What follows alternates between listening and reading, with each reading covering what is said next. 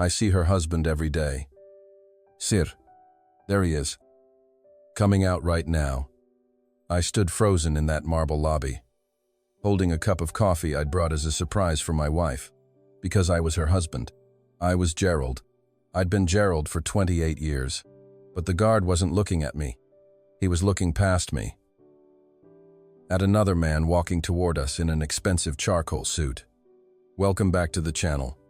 If this is your first time here, to hit subscribe, because stories like this one, they don't stay quiet for long. And if you're watching right now, drop the city you're from in the comments. I read every single one. My name is Gerald. I'm 56 years old, and until that Thursday afternoon in October, I believed I knew my wife better than anyone alive. She was the CEO. I was just the husband who brought her coffee. Or at least, that's what I thought I still was, because in the next 60 seconds, a security guard was about to say 6 words that would unravel everything I thought I knew about my own marriage. And by the end of this story, you'll understand why sometimes the people closest to us are the ones we know the least. Let me back up. Just a few hours before that moment in the lobby, my life still made sense. It started as such an innocent idea. Lauren had been working late again, 12, sometimes 14-hour days, the kind that come with running a company like Meridian Technologies. I'd been eating dinner alone more nights than I could count, watching her texts roll in between board meetings and client emergencies. That morning, she'd rushed out the door without her coffee. So I thought, why not bring it to her? A latte, a sandwich, a small gesture, nothing more. The downtown office building gleamed under the October sun as I pulled into visitor parking. I'd only been to Lauren's office a handful of times in all our years together. She always said it was easier to keep work and home separate, and I respected that. Maybe I respected it too much. I walked through the glass doors, coffee in one hand, brown paper bag in the other, feeling strangely nervous for a man visiting his own wife. The lobby was marble and chrome, the kind of space that makes you feel small the moment you walk in. A security guard sat behind the front desk. His name tag read, William. "Good afternoon," I said, forcing a confident smile. "I'm here to see Lauren Hutchins. I'm her husband, Gerald." William looked up from his screen, and something in his expression shifted. He tilted his head, studying my face like he was trying to solve a puzzle he hadn't expected to find that day. "You said you're Mrs. Hutchins' husband." There was a note in his voice that made my stomach tighten. "Yes, that's right. Gerald Hutchins. I brought her lunch." I lifted the paper bag, suddenly feeling foolish for even holding it. And then William laughed. Not a polite chuckle. A genuine, bewildered laugh that echoed off the marble floor.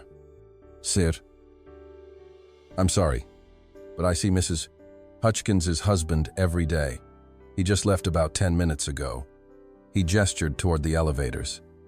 "There he is now coming back." I turned. A tall man in a charcoal suit was striding through the lobby like he owned it. Younger than me. Mid-40s. Maybe. Dark hair. Perfectly styled. Shoes polished to a mirror shine. Everything about him said success. "Afternoon." "Bill," the man said, nodding to the guard with an ease that told me this wasn't the first time. "No problem. Mr. Sterling. She's in her office." Sterling. I knew that name. Frank Sterling, Lauren's vice president. A name she'd mentioned in passing, always in the context of work. "Frank thinks." Frank suggested. Frank closed the deal. Always business. Never this. My hands went numb around the coffee cup. William looked between the two of us now, real confusion creasing his face. "I'm sorry. Sir, are you sure you're her husband?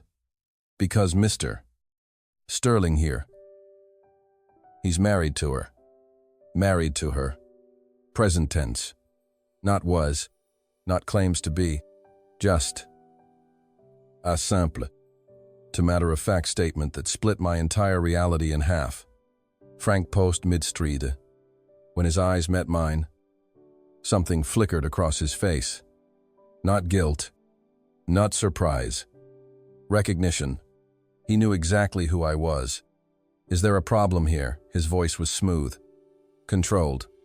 The voice of a man used to managing difficult situations. And here's the strange part, the part I still think about. Every instinct in me screamed to explode. To demand answers right there in that lobby. But 28 years of reading people in my accounting practice. In quiet rooms. In numbers that don't lie, even when people do told me something else. Play along.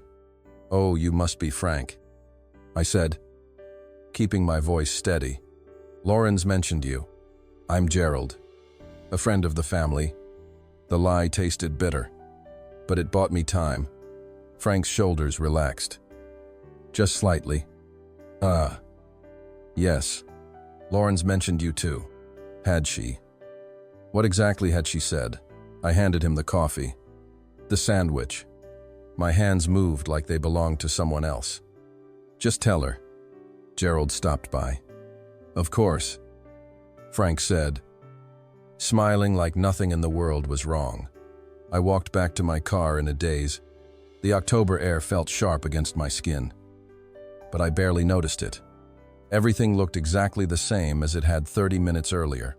The same sky, the same street, but my entire world had just shifted underneath me, sitting in the driver's seat. I stared through the windshield at the building I'd just left. 28 years of marriage. 28 years of sharing a bed. A home. A life, and in one conversation with a stranger, in a lobby. All of it suddenly felt unfamiliar. My phone buzzed. A text from Lauren. Running late again tonight. Don't wait up. Love you. Love you. 3 words that had comforted me for nearly 3 decades. Now they felt like the first lie. In a story I hadn't even started reading yet. I drove home through streets that suddenly felt foreign, even though nothing had changed. Our house looked exactly the same. The red brick colonial we'd bought when Lauren first made partner years ago. The garden she'd insisted on planting. The mailbox with both our names printed in careful script. Everything exactly as I'd left it. Except now, I knew it might all be sitting on top of something I couldn't see. Inside, the silence felt different. Not the comfortable quiet of a home waiting for its people to come back. It felt hollow, like walking through a stage set after the actors have gone home. I made myself tea and sat at the kitchen table, staring at nothing, replaying the scene in that lobby over and over, looking for an explanation that would make it make sense. But there was only one explanation that fit, and I wasn't ready to say it out loud yet. If you've ever sat in a quiet house, waiting for someone, running the same 5 minutes of a memory over and over in your head, searching for the one detail that might change everything, you already know exactly how that evening felt. At 9:30, the front door opened, just like it had 1,000 times before. Lauren's heels clicked against the hardwood. Her keys jangled onto the hall table. Normal sounds. From what used to be a normal life. Gerald. I'm home. She appeared in the kitchen doorway every inch, the successful CEO in her tailored navy suit. Blonde hair still perfectly in place despite the long day. How was your day, I asked. The question came out automatic. Exhausting. Back-to-back meetings all afternoon. I studied her face for any flicker of guilt. Any sign she knew where I'd been that afternoon. There was nothing. Just the same tired warmth I'd known for years. I brought you coffee today, I said carefully, to your office. Lauren paused, her hand halfway to a glass in the cabinet. Just for a fraction of a second, something shifted in her expression. Then she smiled. You did. I didn't get any coffee. I gave it to Frank to pass along. Another pause. So brief. I might have imagined it, if I hadn't spent 28 years learning every rhythm of her voice. Oh, Frank mentioned someone stopped by. I had back-to-back meetings, so I probably missed it. She turned to the fridge, then her back to me. That was sweet of you to think of me. I watched her pour a glass of wine. Her hands didn't shake, not even slightly. Either she was telling the truth, or she was the most convincing liar I had ever known in my life. After 28 years of marriage, I realized I was terrified to find out which one it was. The rest of that evening passed in a strange performance of normalcy. We watched the news. We talked about weekend plans. We followed the same bedtime routine we'd followed for decades. But underneath it all, something new pulsed quietly. Like a second heartbeat, I couldn't turn off. As Lauren slept beside me, breathing slow and peaceful, I stared at the ceiling and did what I do best. I started calculating. 3 years since Frank joined the company. How many late nights, how many business trips, how many times had she said his name in passing, training me, without me even realizing it? To accept him as just part of her world. The next morning arrived with a kind of cruelty I wasn't prepared for. Lauren kissed my cheek before leaving for work, the same quick kiss she'd given me for years. Her favorite perfume, the one I'd bought her 2 Christmases ago. Everything about her was familiar, except now. I wasn't sure I was kissing my wife anymore. I wasn't sure who I was kissing at all. I called my office and told my assistant I'd be working from home. 15 years running my own practice. And for the first time, I couldn't sit still long enough to look at a single tax return. Instead, I sat at the kitchen table with coffee that slowly went cold, staring at Lauren's mug in the sink. She'd used it that morning, just like always. By noon, I found myself doing something I had never once done in 28 years of marriage. I started going through her things, not frantically, not out of anger, just methodically. The same precision I brought to a set of financial records that didn't quite add up. Her home office first. The drawers held exactly what you'd expect. Work papers, letterhead, business cards from clients. I recognized from her stories, nothing out of place. And then I found it. A restaurant receipt. Chez Laurent, the French place downtown where we'd celebrated our anniversary 3 years running. Dated 6 weeks ago. 2 people. $68.50. I remembered that night clearly, because Lauren had told me she was having dinner with a client from out of town. A one-night business meeting. I'd been proud of her. Actually, proud that she'd landed what she called a significant account. But this wasn't a client dinner receipt. No alcohol you'd charge to a corporate card for entertaining. No appetizers ordered to impress a prospect. Just 2 entrees and a bottle of wine. The kind of dinner I thought was reserved for exactly one person in her life. Me? I stared at that small slip of paper in my hand. And for the first time since the lobby, the numbers man in me, the part of me that trusts evidence over feelings, quietly admitted something I wasn't ready to say out loud yet. This wasn't a misunderstanding anymore. This was a pattern, and I had just found its first data point. My phone rang before I could even process what I was holding. Lauren's name on the screen. "Hi. Honey," I answered, surprised by how normal my own voice sounded. "Hey, just wanted to check in. You sounded a little off this morning." Her voice carried genuine concern, the kind of caring attention that had made me fall in love with her nearly 3 decades ago. "Just tired," I said. "Didn't sleep well. Maybe take a real break today. You've been working so hard lately." The irony wasn't lost on me. While I'd been working hard at my small practice, she'd apparently been working very hard at something else entirely. "Actually," I said, keeping my tone light, "I was thinking about that dinner you had with the client from out of town a few weeks back. How did that end up going?" A pause. Brief. Almost nothing.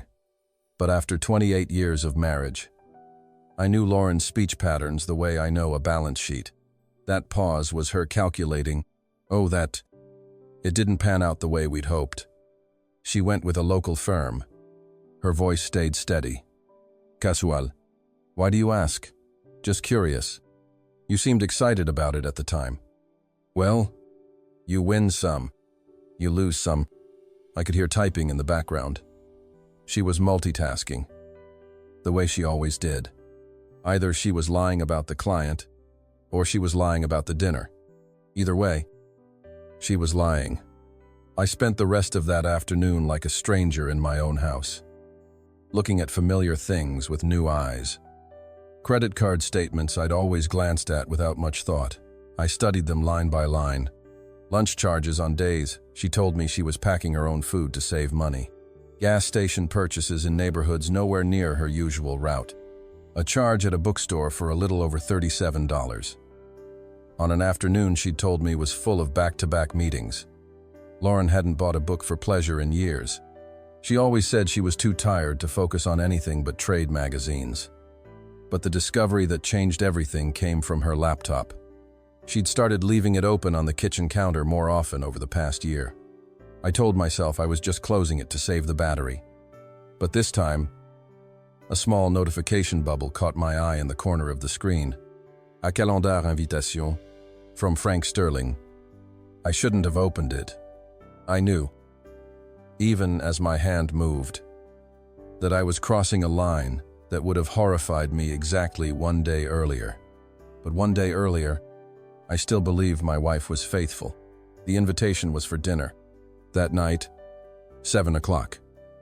At the Italian place that had become our special occasion restaurant, the same place where, 17 years ago, I had gotten down on one knee. The reservation was under Frank's name. My chest tightened as I scrolled further. Lunch meetings with Frank, never labeled as business. Doctor's appointments, she'd never once mentioned to me. A weekend retreat months earlier she'd told me was a conference for women executives. But the entries that made my stomach turn were the recurring ones. Coffee with F. Every Tuesday morning. 8 o'clock. Dinner. Every other Thursday. And this coming Saturday, the day she'd told me she needed to work, marked simply as weekend planning. I wasn't looking at an affair anymore. I was looking at a second life. Scheduled. Maintained. Hidden in plain sight. The garage door rumbled open earlier than I expected. Lauren was home early, unusual for a Thursday. I closed the laptop fast, heart pounding as I heard her heels on the tile. "You're home early," I said, hoping my voice sounded normal. She looked beautiful. Refreshed makeup, hair perfectly styled, the black dress I'd bought her for her birthday, the one she always said was too fancy for an ordinary evening.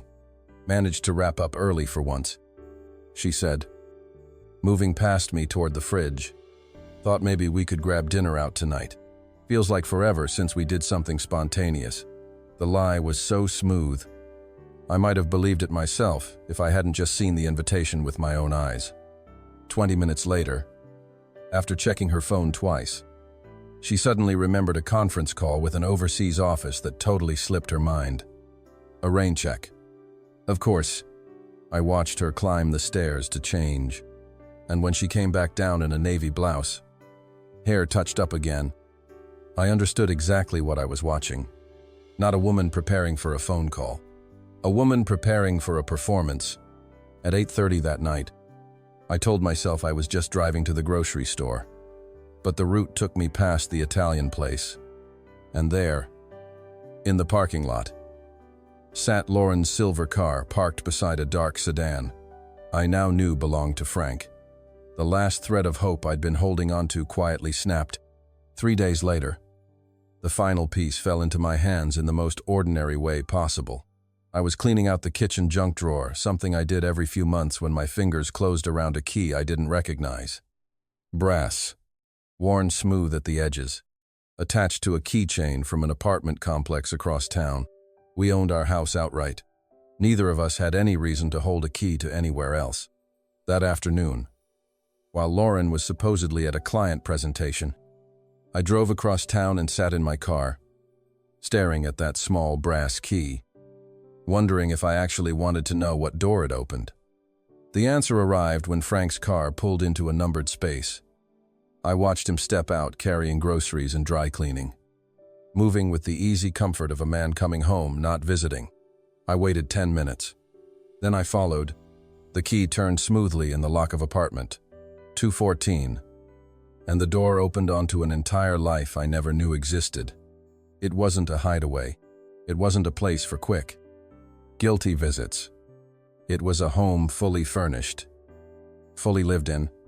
Photos on the mantle, books on the shelves, throw pillows I recognized from a store Lauren loved, arranged on a couch I had never once seen. On the kitchen counter sat a folder, future plans, written in Lauren's handwriting.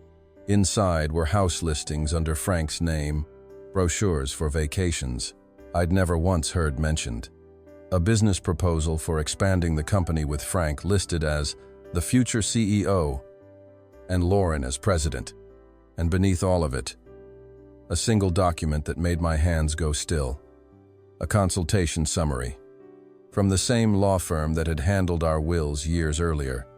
According to the paper in my hands, Lauren had met with a divorce attorney twice over the past 4 months to discuss, in the lawyer's own clinical words, optimal strategy for a high-asset separation. She hadn't just replaced me in her heart. She had already started building the case to remove me from her life entirely. I sat on their couch for a long time, surrounded by evidence of a life I had never been allowed to see, trying to absorb the size of what I was looking at. This wasn't a mistake. This wasn't a moment of weakness that had spiraled out of control. This was a plan, careful, patient, executed over years while I sat at home, believing every word she told me. I photographed everything, the folder, the documents, the apartment itself. The accountant in me, the part that never quite turns off, was already building a file before I even understood what I'd use it for. That night, Lauren came home near 11, apologizing for a late client dinner. She kissed my cheek, asked about my day, the same routine we'd followed for years. But I could see it now for exactly what it was, a performance. I chose Saturday morning for the conversation. Lauren was in the kitchen in her pale yellow robe, sipping coffee, scrolling through her phone. A peaceful, domestic scene that once would have filled me with quiet contentment. Now I could barely stand to look at it. "We need to talk," I said, setting the folder on the table between us. She looked up, and for just a moment, before she composed herself, I saw something flicker across her face that might have been relief. "What's this about?" she asked, but her voice didn't carry real confusion. She already knew. "I went to your apartment yesterday," I said. "The one at Harborview. I used the key from our junk drawer." Lauren set her mug down slowly, deliberately, and when she looked at me again, the mask was gone. The loving wife, the tired partner apologizing for long nights. All of it had disappeared, replaced by someone I barely recognized. "I see," she said, calm as a boardroom. "How much do you know?" Not denial, not anger, just a practical question, as if we were discussing a business problem that needed managing. "Everything," I said. "The apartment, Frank, the divorce planning, all of it." She nodded slowly, fingers drumming against the table in a rhythm I knew from watching her prepare for meetings. "Calculating, adjusting. How long have you known since Thursday?" "Since a security guard told me he sees your husband every day." Something close to amusement crossed her face. Poor William, always a little too chatty. She reached for her coffee, unhurried. "I suppose this complicates things." "Complicates things." My voice rose despite everything I'd promised myself about staying calm. "Lauren, we've been married for almost 30 years. You've been living with another man, planning to divorce me, and all you can say is that this complicates things." She sighed, a sound of mild irritation. Not distress. Gerald, let's not be dramatic. We both know this marriage has been over for a long time. We both know. I stared at her, searching for any trace of the woman who had kissed me goodbye every single morning. I thought we were happy. Her laugh was short, without warmth. Happy. When was the last time you showed any real interest in my career, my goals? Anything beyond your quiet little practice and your quiet little evenings? I've always supported your career. I've always been proud of you.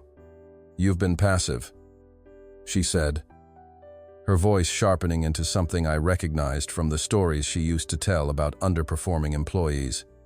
You've been content to let me carry everything, the pressure, the growth, the ambition, while you stayed exactly where you were. Each word landed like it had been aimed at a target she'd been studying for years. If you felt that way, I said, why didn't you talk to me? I tried.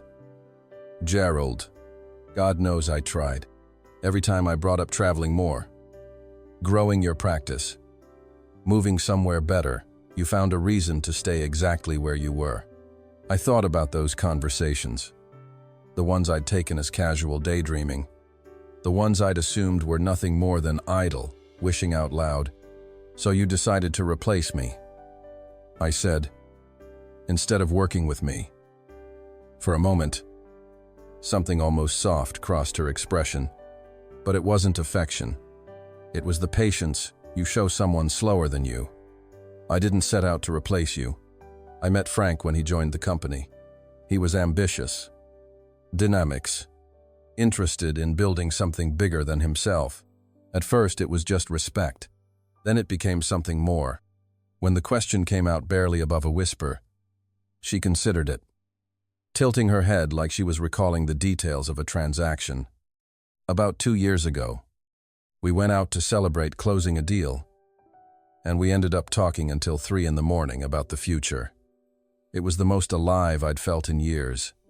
You told me the client dinner ran late that night. It did, she said simply. In a way, that's when I realized what I'd been missing. Frank wants to build an empire, not just maintain a comfortable life. And that justified 2 years of lying to me. For the first time, something real flashed across her face. Not guilt, irritation. I wasn't lying. Gerald, I was protecting you from a reality you weren't ready to face. Our marriage was over, because you decided it was over. I said, because you found someone who matched your ambition better than I did.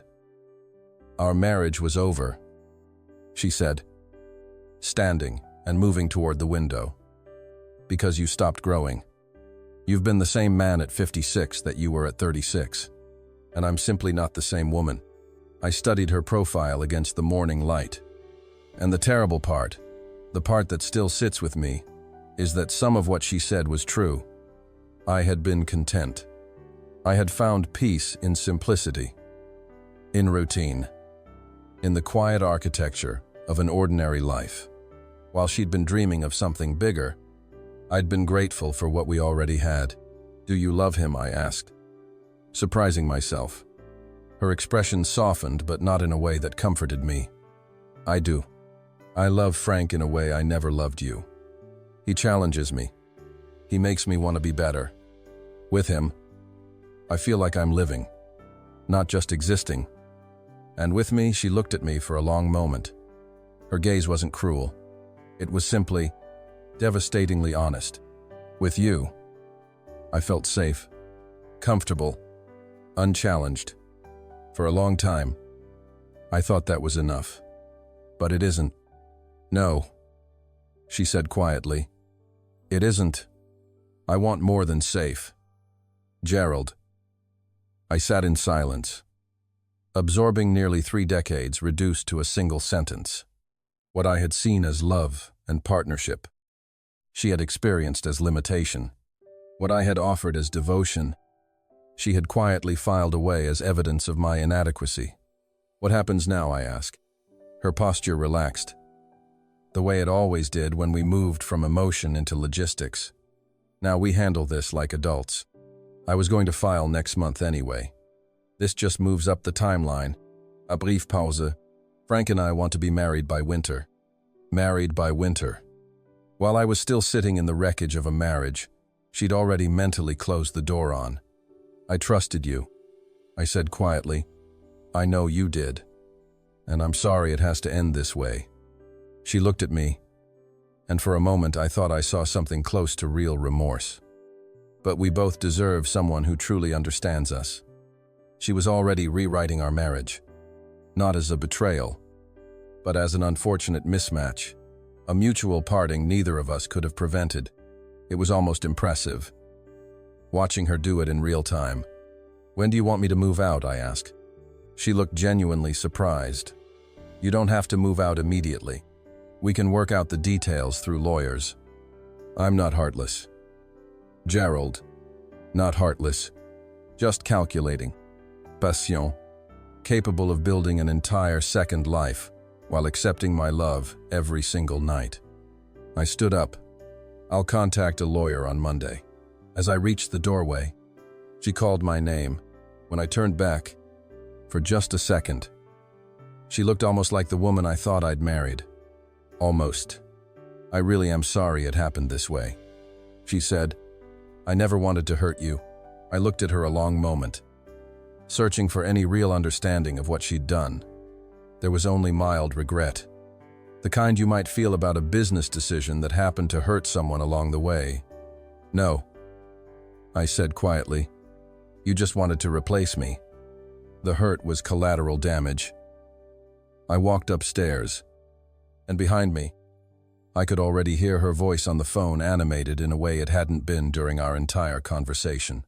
She was calling Frank, telling him it was finally out in the open, telling him they could move faster now, as if I were simply an obstacle that had just been cleared from their path. Monday morning, I sat across from David Morrison, the same lawyer who had drawn up our wills years earlier. There was a strange irony in that. Lauren had once trusted this firm to protect our future together. Now I was sitting in the same office, asking them to protect me from her. Gerald, David said, flipping through the documents I'd brought him. I have to tell you, in 30 years of practice, this is one of the most calculated divorce strategies I've seen. Your wife has been building this case for a very long time. I nodded, watching him study the photographs from the apartment, the legal consultation notes, the printed calendar entries. What are my options? I asked. He leaned back, thoughtful. The good news is, her entire strategy depends on you being unprepared, uninformed. The fact that you found this before she filed changes everything. He tapped the consultation summary. She was planning to paint you as emotionally distant and financially irresponsible. We can counter that with facts. How? You've been the stable one for almost 30 years. Faithful, supportive of her career, responsible with your finances. And more importantly, he set down the papers you have evidence of deliberate deception. That matters, even in a state that doesn't require fault for divorce. Over the next 2 hours, David walked me through what I was actually holding. Lauren's documented affair, her plan to reshape our shared history into a narrative that made me the villain. It could all seriously undermine her credibility, if it ever came in front of a judge. But there was something else, something I'd been quietly working on all weekend. There's more, I said, pulling out a second folder. I did some financial analysis. David raised an eyebrow as I spread spreadsheets and bank statements across his desk. This numbers, patterns. The quiet architecture of a household budget was the one language I understood better than anyone. Lauren makes roughly $200,000 a year as CEO, I explained, but our joint expenses have run well above her salary for the past 3 years. I've been covering the gap without even realizing it. I pointed to a column of figures. My practice brings in about $120,000 a year. I've been putting the majority of it into our joint account, keeping only a small portion for myself. I thought I was being generous, letting her save more of her own income for our future. I slid another page toward him. a series of withdrawals from our savings. She's been drawing down our joint savings, quietly, consistently, to help maintain the apartment with Frank. David's expression sharpened as the picture came together. While I was living modestly, contributing almost everything I earned to what I believed was our shared life. I said, she was using that same money to fund a separate one. The rent, the dinners, the trips I never took. This is fraud, David said flatly. She's been using marital assets to sustain an affair, while simultaneously preparing to divorce you. That changes how a judge is going to view the division of assets. Significantly, but I wasn't finished. Over the weekend, I had done something that felt entirely foreign to the man I'd been for 56 years. I had investigated my own wife's business dealings, and what I found shook me even more than the personal betrayal. There's one more thing, I said, laying out a third set of documents. Frank was hired as vice president 3 years ago, but according to these corporate filings, Lauren's been quietly transferring responsibilities to him, responsibilities that should require board approval. She's been positioning him to eventually take over as CEO, with herself moving into president. None of it has ever gone in front of the board officially. David's eyes narrowed. Explained that the company's future, they were planning together expansion, restructuring, leadership changes. None of it has been formally presented for a vote. She's been acting as if she can quietly reshape the entire company around her personal relationship, and the board has no idea any of it is connected to an affair. Gerald, David said slowly, this isn't just a divorce case anymore. If what you're describing is accurate, your wife could be facing real professional consequences. I felt no satisfaction hearing that. I had loved this woman for 28 years. There was no pleasure in watching her career come apart. But I also couldn't unsee what I now understood. She hadn't just betrayed me as a husband. She had quietly betrayed an entire company that trusted her. What do you recommend? I asked. We file first, David said, without hesitation. We get ahead of her narrative before she can shape it. And more importantly, the board needs to know what's been happening under their own roof. That afternoon, I did something that went against every instinct I'd built over almost 30 years of marriage. I stopped protecting her. I called Richard Hayes, the chairman of the company's board. We'd met a few times over the years at company events, and I'd always respected his straightforward way of doing business. Richard, I said, I need to bring something to your attention regarding some structural decisions at the company that may not have gone through proper channels. A pause. What kind of decisions? I spent the next 20 minutes laying out exactly what I'd found, sticking strictly to facts, saying nothing about our marriage. Richard listened without interrupting, his questions growing sharper with every passing minute. Are you telling me, he said finally, that major changes have been happening without board approval? I'm telling you, there's a significant gap between what's been implemented and what's actually been reported. And you're bringing this to me because the board has a right to know what's being done in their name. When I hung up, I sat in my office for a long time, feeling something I hadn't expected. Not triumph, just a quiet, steady clarity. For years, I had been the one who smoothed things over, who absorbed the friction so Lauren's path stayed easy. Now, for the first time, she would face something she couldn't quietly manage her way around. That evening, she came home late. Her usual composure cracked at the edges. We need to talk, she said, setting her bag down harder than necessary. About the call Richard Hayes made this afternoon. About the sudden governance review the board has decided to run. I met her eyes and said nothing. You did this, she said. You knew exactly what you were doing. Yes, I said quietly. The same way you knew exactly what you were doing for the last 2 years. She stared at me for a long moment, and I could see at the exact instant she stopped seeing the passive, accommodating husband she thought she knew. and started seeing someone she could no longer predict. 3 weeks later, Frank was terminated. His romantic involvement with the CEO, once it reached the board, made his position untenable. Lauren kept her job. Barely. She was placed under close oversight. Her decisions now reviewed by a newly appointed executive above her, the same authority and autonomy she had built her entire identity around. Quietly taken away. The woman who had spent 2 years planning my replacement had just discovered, for the first time in a long while, what it felt like to lose control of her own story. 6 months later, I stood in the kitchen of my new apartment, making coffee for one, and for the first time in longer than I could remember, that silence didn't feel empty. It felt like mine. I kept the house. Lauren kept her half of what remained, and the truth I'd spent 28 years too afraid to see finally became clear. I hadn't lost a marriage that Thursday in October. I'd finally stopped losing myself. One evening, Lauren called. Her voice sounded tired. "Older. Somehow. I'm sorry," she said.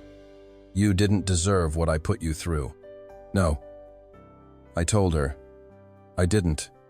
She admitted Frank was gone within weeks of losing everything he'd traded me for. That the life she'd risked it all to build hadn't been real at all. I found someone new. Margaret. Honest. Kind. Incapable of the kind of deception I once mistook for love. If there's one thing this story taught me, it's this. Sometimes the people who claim to know you best are the ones who understand you least. And sometimes, losing everything you thought you needed is how you finally find what you actually deserve. If this story moved you, hit subscribe. More stories like Gerald's are coming. And tell me in the comments, have you ever discovered a truth that changed everything you thought you knew?